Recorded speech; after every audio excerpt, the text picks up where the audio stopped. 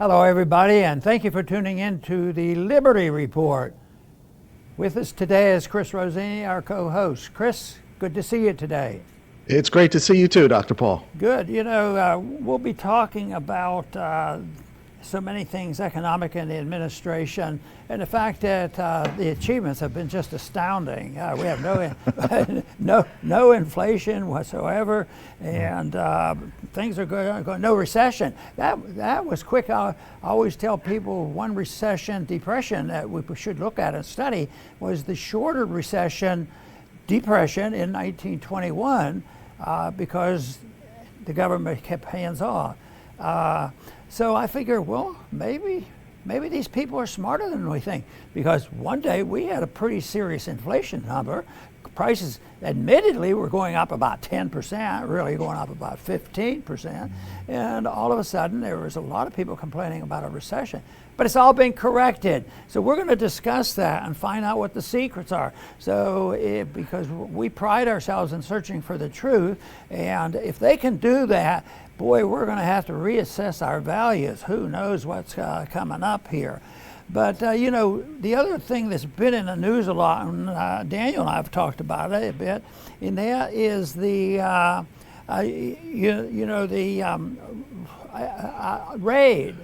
raid on Trump's house. And it seems like that is stirring up a lot of interest, especially the Republican base. They're more solid than ever. And even some Democrats are coming forward and talking, and even some moderates in the middle, because it has stepped over the line. So that's one thing that stays with us now. But guess what? Sometimes surprises happen. And essentially, this might be true of almost all of Biden's programs, because they've been backfiring on them. It took a while, but it looks like COVID has backfired on all of those lockdowns and things. But also, this raid may well backfire and get more support. And some of the statistics and fundraising, the fundraising for the Republicans went way up. So there's still a lot of activity there that we'll talk about. But before we do, I want to mention the fact that the whole issue of the inflation and listening to the government and which statistics to believe in, what should we do today versus tomorrow, what investment should we do, and of course most of our viewers are very interested in gold and silver and precious metals, and they know that the company I associate with and partner with is Birch Gold, and they do have information, and it's important, and most people admit, including myself, that it doesn't hurt to have as much information as advice, because I actually started saving coins, gold coins and all, and you had to search for them before gold was re-legalized, so you had to look at numismatic coins.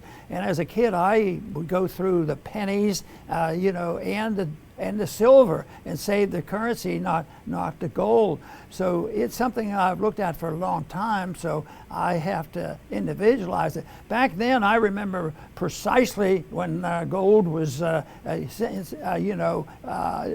gold was made illegal, and also when the day that it was made illegal, that the foreigners couldn't deposit $35 and get an ounce of gold. But I also remember, very clearly when the price of silver got so high that it was worth melting, so the government couldn't print it, couldn't mint it, because it just disappeared, because that's the law of economics. And I can remember LBJ saying, I am going to make so many silver Kennedy $50 that there'll be so many that they will not confiscate them and hide them. But the law of economics ruled, and that is important. But also in the early '80s, I remember going around and buying a few rolls of pennies for the kids to have, because they were the last. It was the last year but the pennies would lose their copper. So we couldn't even maintain a copper standard. So someday they'll realize they can't maintain a paper standard too. So, but anyway, if people are interested in getting more information from Birch, they can take a look at that text number on the bottom of this page, contact them, and you'll receive more information if you think you could benefit from it. I also want to ask Chris a little bit about this too, because he has been studying this and he's getting all these compliments from our viewers, how astute he is, and now we're going to talk today a lot about Biden program. He's going to explain that first question I asked is, you know, how did we get rid of the inflation? And how did we get rid of the recession? Chris, how did that happen? Well, thank you first for the kind words, Dr. Paul. And yeah, today we're covering the Fantasyland called Washington, D.C. And you know, a few days ago, Daniel on the show put up the video of Biden claiming that the inflation was 0% in July. It was 8.5%. But he said zero. And I thought to myself as I'm watching, it's just another one of Biden's mistakes. But then I see the vice president says the same thing. And then the press secretary says the same thing. And then I went on social media, and all the people who just repeat what they're told are all saying it was zero. I mean, how fascinating. Recession is gone. There's no recession. Can't even define it anymore. And inflation is zero. So my first question is, I wonder what's next. Is the national debt not $30 trillion, but $0? Is that what we're going to hear next? I mean, it's a total joke. And it makes you wonder, if inflation was really 0%, why create the so-called Inflation Reduction Act in the first place? You don't need it. You know, why spend another $700 billion, spend another 700 plus billion that you do not have, that will cause prices to rise even further? So, you know, we're chasing them around with logic and truth, and they are not interested at all in logic or truth. And this is very bad for the American people as a whole. You know, it's bad for the people that go along with it and just repeat what they're told to repeat. Your cost of living is going to go up too, along with everyone else. The price of food, the price of gas, the price of all of your other bills too. So the consequences of these very real policies are going to create very real economic pain. And this is just very bad for all of us. Very good. You know, the House today will be voting, I believe, on the Inflation Reduction Act. So they don't even believe their own rhetoric about zero inflation. They wouldn't have to pass this bill, which is, of course, they have to call it zero because they always want a little inflation. That's why they worked 10 years to try to get the prices going up at a 2% rate. So they're still in there. But what it does, it adds to the confusion. It adds to the distrust in government. There more people every year end up not believing what the government says, and that's a good step, because you got to look for what's really happening and who's telling the truth if you think you can come up with the good answers. But you know, in this bill, the Inflation Reduction Act, one of the big items in there has been the IRS. You know, they don't admit they're really short of cash because they say deficits don't matter and we print it up, but they have to sort of appeal to the people that think that deficits do matter. So they say, well, yes, we don't think we should raise taxes, which they do anyway. They're raising a lot of taxes in order to get their credibility. And then they also say that there's a lot of people not paying their taxes. And I think that issue of the tax collectors been around a long time. I think that it was even mentioned in the Bible once or twice that the tax collectors weren't held in high esteem. But now they were putting an ad out. They put in, if it passes, there'll be $80 billion to the IRS. Because they need to be more efficient. They're not collecting enough money. And they claim we'll just get it from the super rich. Of course, that isn't true. What the plan is, if this goes through, they're going to get it from the middle class, just like the inflation tax hits the middle class. And now they're even put the IRS agents onto the middle class, and yet they were going to get $80 billion for that, and 87,000 people But the real clincher is, and I've complained about this already many times, about how many bureaucrats we have in government, 100,000, 200,000, close to 200,000 that technically and legally they can carry guns. Well, the ad out to get these agents hired into the government said that you have to be willing to use lethal force.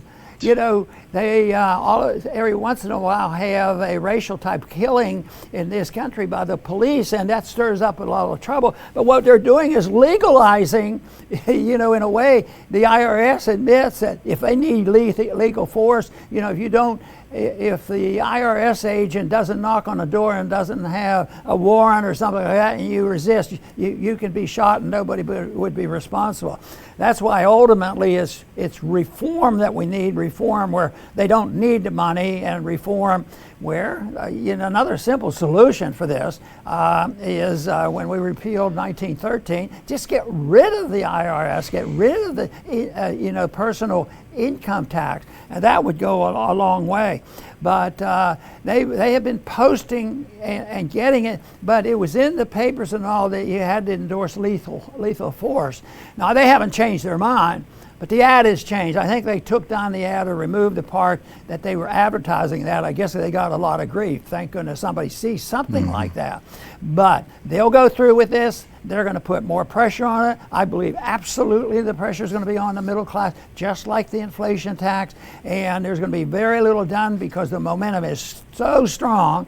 And there's a collusion between the welfare state and the warfare state. And I hear so many Republicans in leadership position, and their biggest issue is we got to have more money in the military. We have to win that war in Ukraine, and besides, we really haven't settled scores with Afghanistan and Syria, and we have to keep up with it. So this is going to be around for a while, because I think the improvement that we get after the elections will be welcome, and there will be some improvement, but ultimately the support by leadership in both parties doesn't bode well for the country. Chris. Right, Dr. Paul, and these crazy programs and the inflation, you know, those who have followed your career and who watch our show regularly, especially on Fridays, we try to always hammer home, always blame the Fed for this, especially inflation.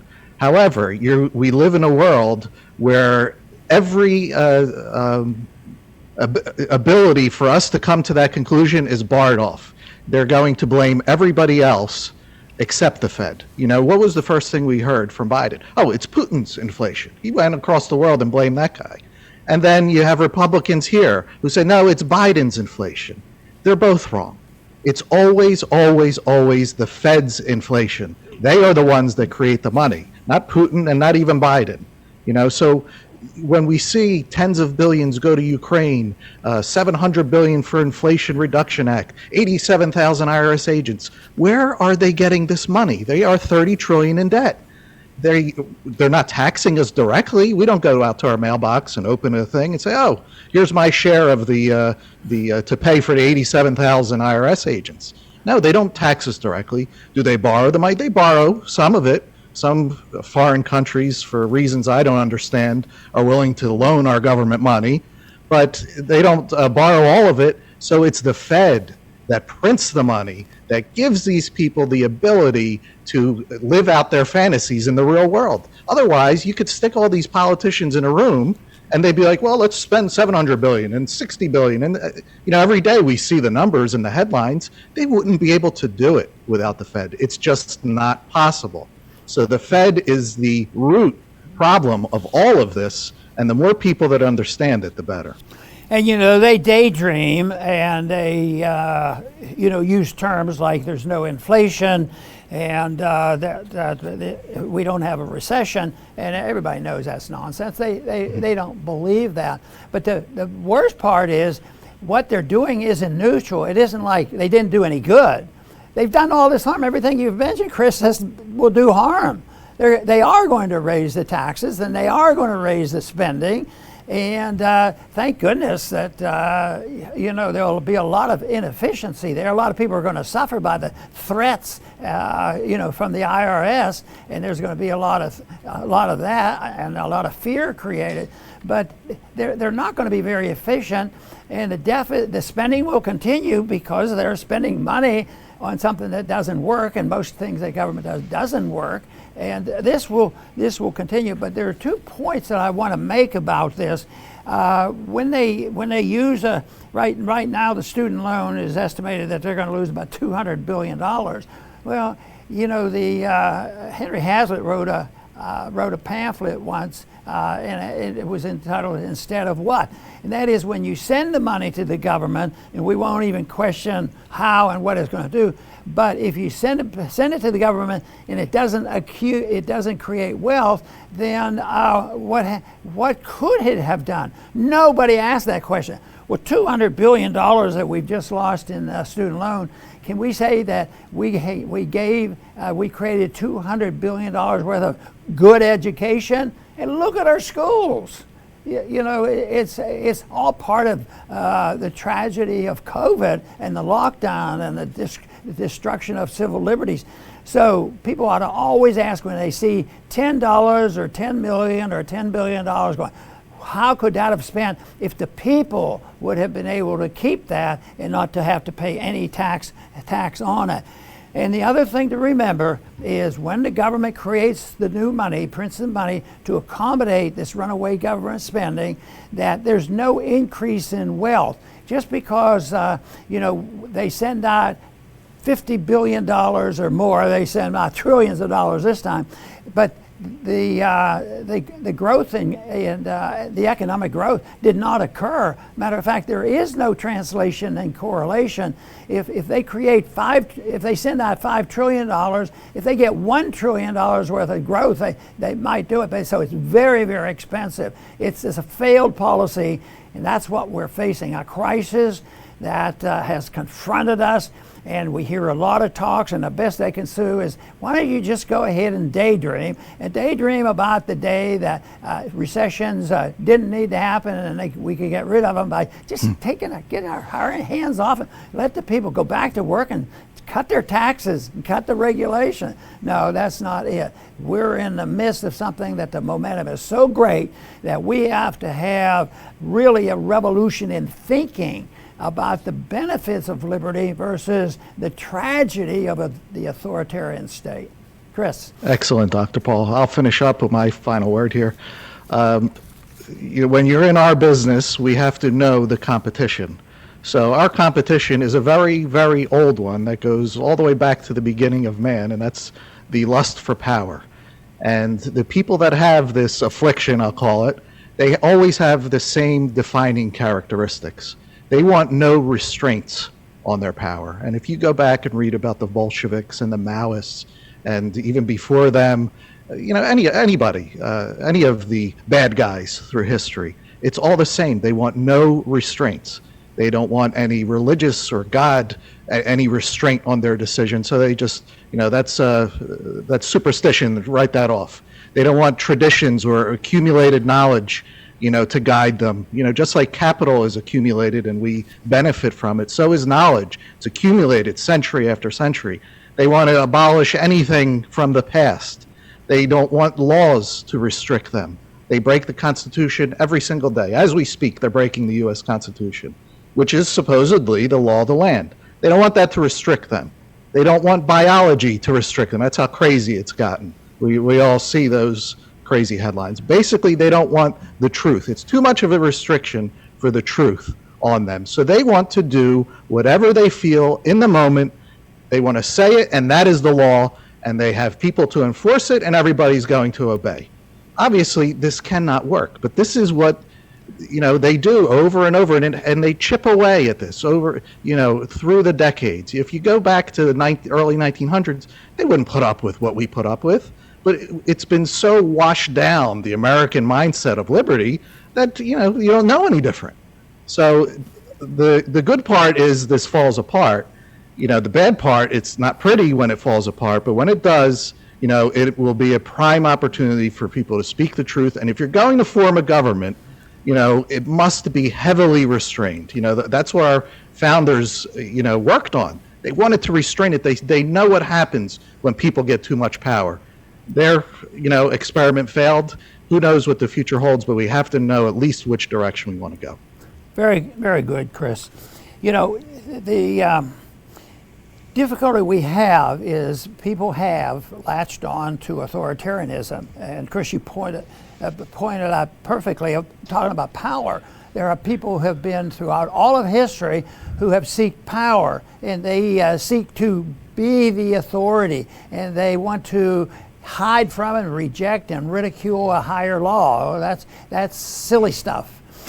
But it's not that complicated, because there will always be problems that will be facing us.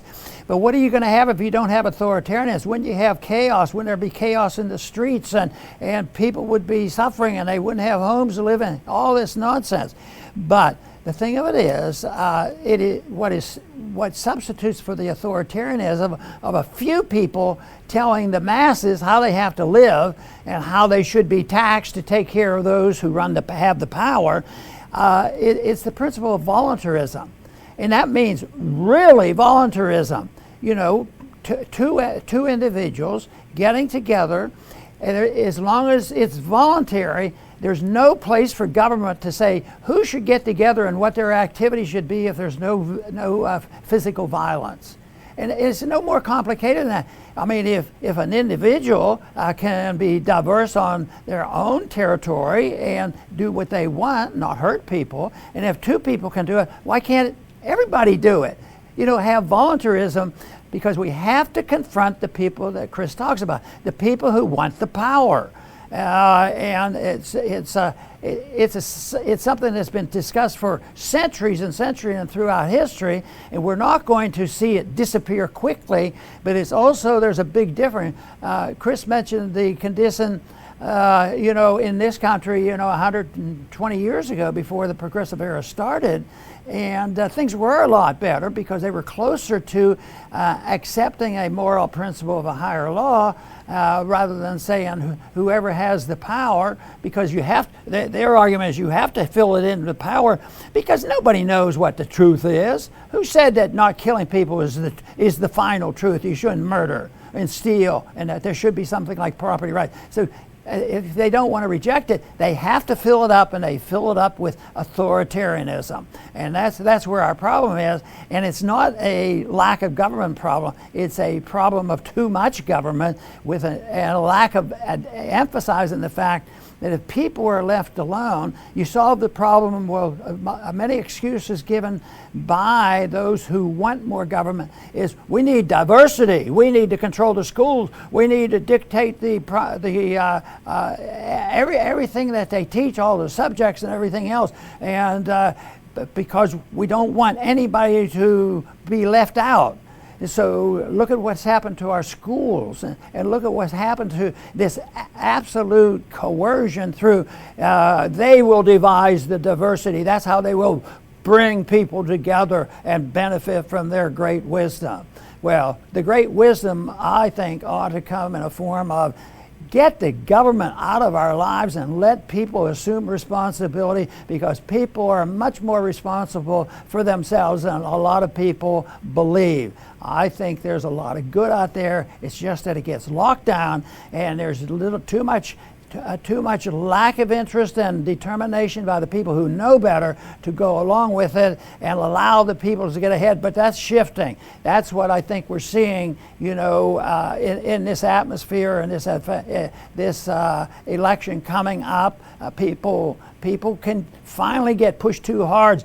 We're tired of the wars, and they'll get us out of the wars. But I want people to be tired of thinking about the wars and not get into the wars. That's why you don't set the stage by a coup, participating in a coup in a place like Ukraine, and then financing it to the hilt by the tune of billions and billions of dollars, contributing to the bankruptcy. Now, the answers are there. They're not complex. And the biggest job we have is the people, since we have the majority of people, waking up and acting out and speaking and resisting the authoritarians that think they know what's best for us. I want to thank everybody for tuning in today to the Liberty Report. Please come back soon.